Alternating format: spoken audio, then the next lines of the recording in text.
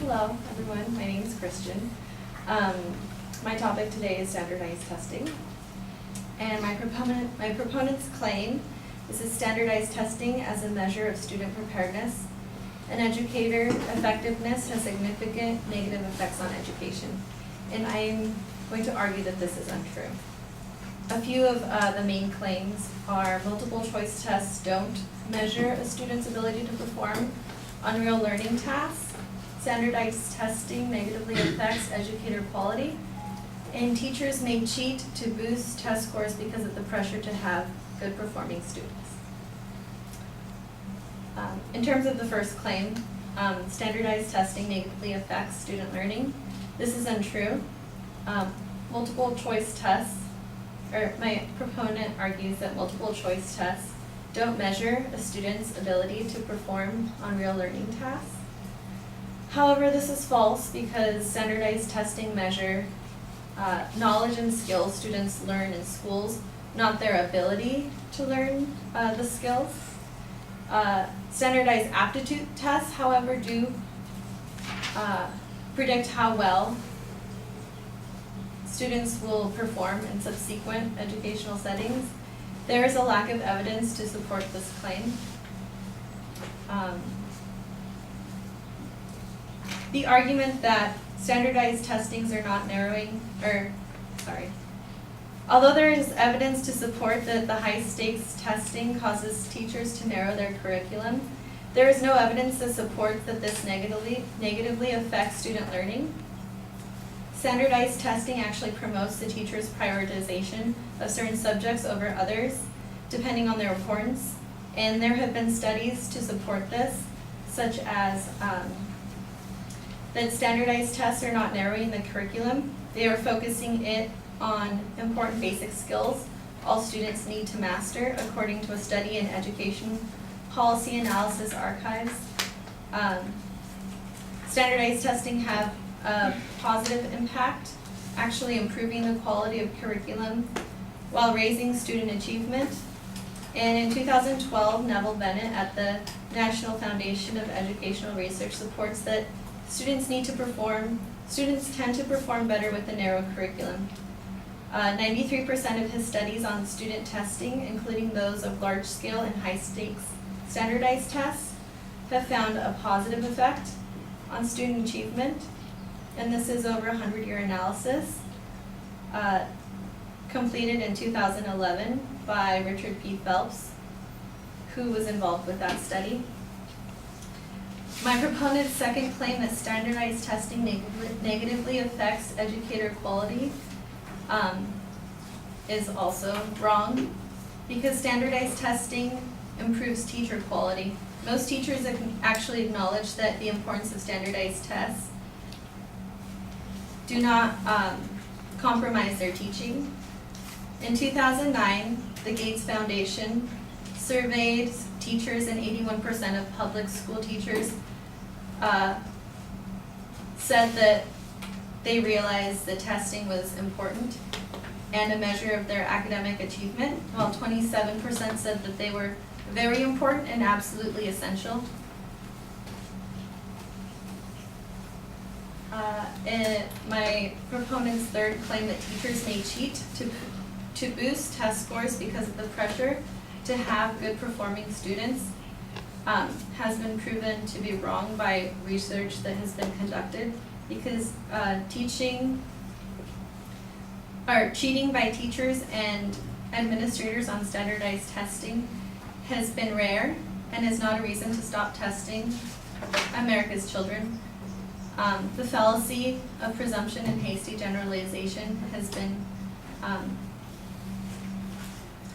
has occurred by my proponent. The evidence that I cite is that it's not reliable, and the evidence that has been cited by my proponent is not reliable because it is Jasmine Evans of Education.com, who has no expertise on the subject and is a journalist who has simply summarized a few of the problematic studies that have been conducted, one of which is by Senator Ted Lyon, who has no background in the field of education at all.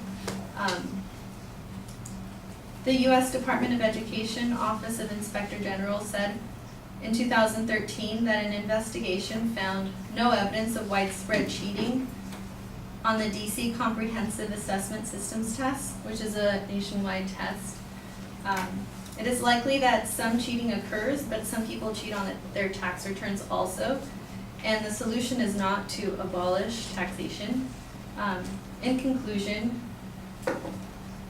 my proponents claim that standardized testing as a measure of student preparedness and educational effectiveness has significant negative effects on education is untrue.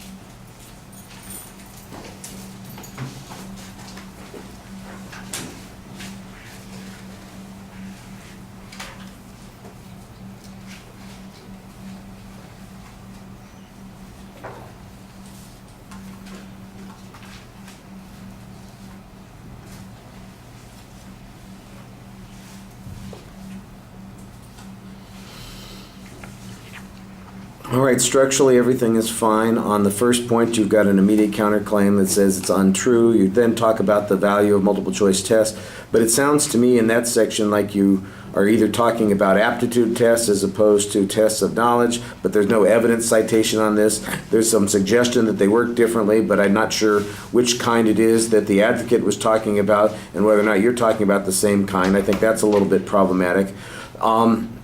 At one point you say that it doesn't really have a negative effect, but that it does narrow the curriculum focus, but there's no proof that it hurts when that happens. And then you turn right around and say that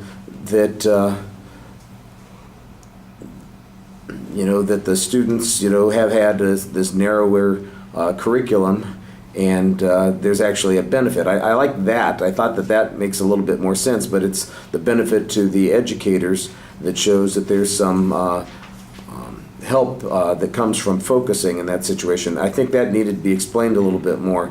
That was the first actual reference to evidence that you had. And then there's a later reference from Bennett that apparently is a summary of a variety of studies over the years that found that 93% of students who've received this kind of testing have been more successful as a consequence. I think that needed to be explained a little bit more. You throw in the statistic, but it doesn't sound like it's a direct quote. It sounds like you're paraphrasing.